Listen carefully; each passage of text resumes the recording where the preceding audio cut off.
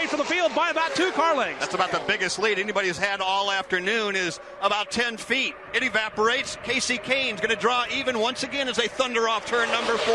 That drafting help being supplied by Kurt Busch. But Dale Earnhardt Jr. is the race leader, and again, a little bit of a comfort margin here, but not a whole lot. He comes down to the line, maybe 2 car lengths out in front of now Jimmy Johnson, the second-place man. Now, Casey Kane has fallen back, has his own battle with Brian Vickers. That now is the battle for the number 3 position. Vickers will roll that high outside lane. Casey Kane still trying to hang on down low. There's a lot of fight in Casey Kane off to turn number 2. Not wanting to give up the 3rd position, Casey Kane races down to the inside of Brian Vickers. It's now a 2-car breakaway up front. It's Dale Earnhardt Jr. and Jimmy Johnson, but here comes Brian Vickers storming up onto the back bumper of Johnson. And Casey Kane right to his inside. Still got Kurt Busch, Martin Truex Jr., Kevin Harvick is there, Dale Jarrett is there. That's that inside line trying to advance on Dale Earnhardt Jr. That inside line has not been able to do very much with Dale Jr. the last 8 or 10 laps around the speedway here, and he's taken the groove down through turns 1 and 2 and kind of pinching everybody down a little bit to make sure they don't go 3 wide on him as they go back over into turn 1. Dale Jr. has got a rear view mirror full of Jimmy Johnson, though, and Casey Kane just will not go away. He continues to battle to the inside of the Brian Vickers Chevrolet. Oh, up into the wall goes J.J. Yaley. Gets a piece of Tony Stewart. Stewart spins. Yaley spins. Paul Menard spins wildly down the back straightaway. David Stremme threads the needle and goes right up the middle and never hits the thing.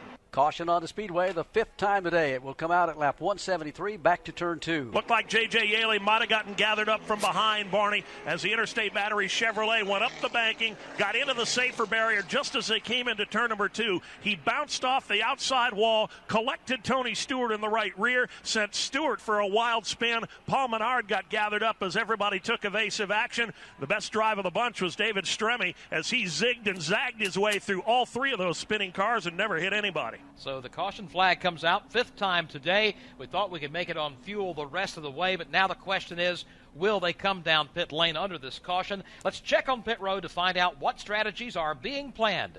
Brought to you by Sunoco, the official fuel of NASCAR. Winston Kelly. Well, most of the guys that we had talked to said they thought they could make it all the way on fuel, but they wouldn't have enough to make it on a green-white checkered. Having these caution flag laps will help them be able to make it all the way on fuel. Interestingly enough, one of the things Chad Knaus told his driver, Jimmy Johnson, if you can stay out front in that lead pack, keep your foot in the throttle, we've gotten better fuel mileage up front than we have back in the pack where you're on and off the throttle and using more fuel. So I'm going to expect that you might see a couple of guys come down pit road that are a little bit close, but track position is so important. I expect everybody up front to stay out there on the racetrack. Adam? Kevin Harvick plans to stay on the racetrack. His crew chief, Todd Berry, just came on the radio. Winston said we're good on fuel, but make sure you save all you can under caution. Meanwhile, pitted just behind them, Paul Menard comes down the pit lane. Had a good day going in a rare Nextel Cup start here this afternoon,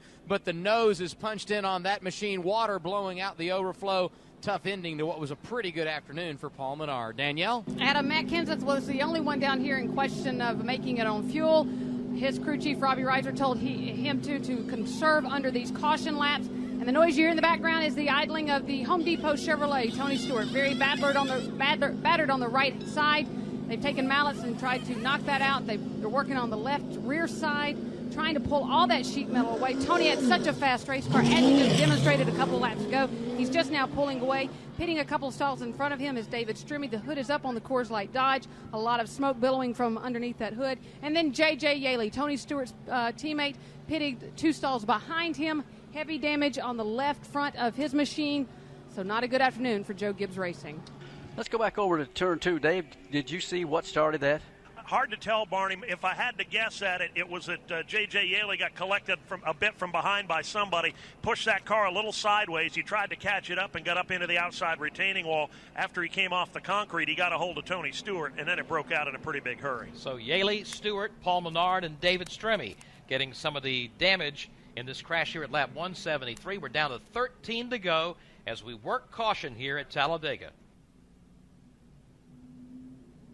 At Talladega Superspeedway, the cleanup continues from an incident over in Turn 2, which involved 4 cars, J.J. Yaley, Tony Stewart, Paul Menard, and David Stremme. Next week, the NASCAR Nextel Cup Series and the Busch Series teams head off to Lowe's Motor Speedway in Charlotte, North Carolina. MRN Radio takes the week off as far as race coverage, but we invite you to join us if you're in the Charlotte area. We'll be at Tom Johnson Camping Center, just down Speedway Boulevard from Lowe's Motor Speedway, as we take NASCAR Live and NASCAR Performance Live on the road. Tuesday night, join Eli Gold for NASCAR Live. That's at 7 Eastern Time. And 7 Eastern on Wednesday night, join Steve Post and Larry McReynolds for NASCAR Performance Live. If you're going to be in the Charlotte area, hope you'll come by and see us at Tom Johnson Camping Center next Tuesday and Wednesday nights at 7. From there, the series moves on to Martinsville Speedway in Virginia. MRN Radio coverage of the Subway 500 and the Trucks and the Kroger 200 all starts on Friday, October the 20th with Bud Pole qualifying. We'll have the broadcast throughout the weekend. Clay Campbell was here earlier today and told us there are a few tickets remaining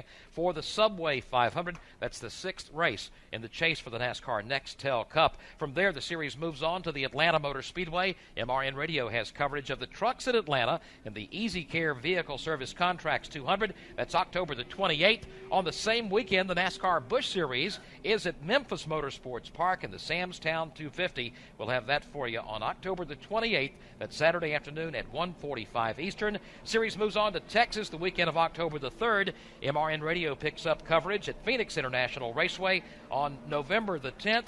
And then Ford Championship Weekend, the weekend of October the 19th. We'll have it all for you right here on the Motor Racing Network. And, of course, the awards banquet is sneaking up on us. That'll be at the Waldorf Astoria again this year. MRN Radio there with NASCAR Awards Night. That's on December the 1st. It's amazing that it's so close, Barney. Yeah, this season has gone by extremely quick.